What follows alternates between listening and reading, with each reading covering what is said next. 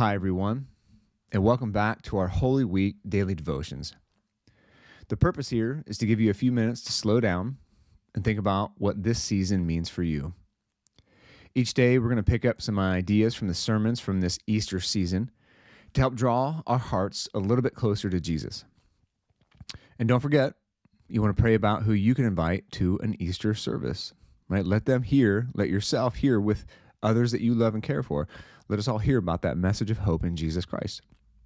So, I'm your host today, Pastor Kyle Sargent, and let's jump into day 2, the misunderstood king. So here's our scripture for today. It comes from John chapter 12, verses 12 and 13. It says, "They took palm branches and went out to meet him, Jesus. They kept shouting, 'Hosanna! Blessed is he who comes in the name of the Lord, the King of Israel.'" So here's our thought for today.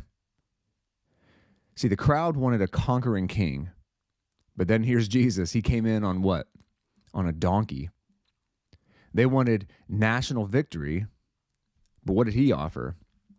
Personal surrender.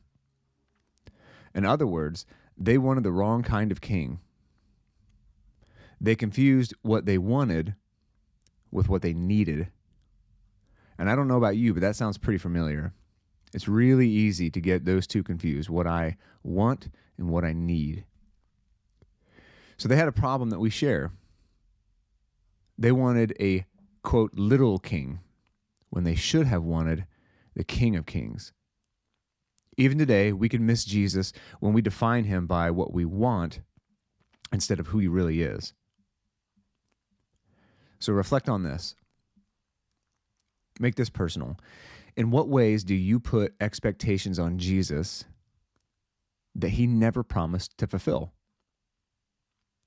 Also, here's a personal question. What, quote unquote, little kings have you anointed in your life?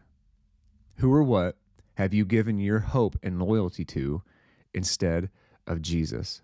That's such a powerful question to think through, to look at my life.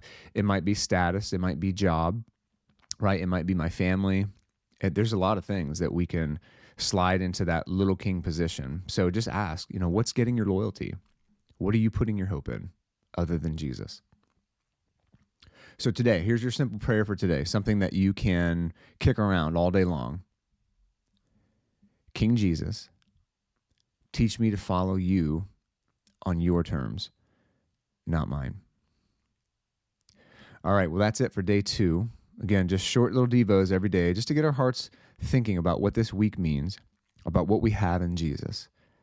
So I look forward to seeing you tomorrow for day 3.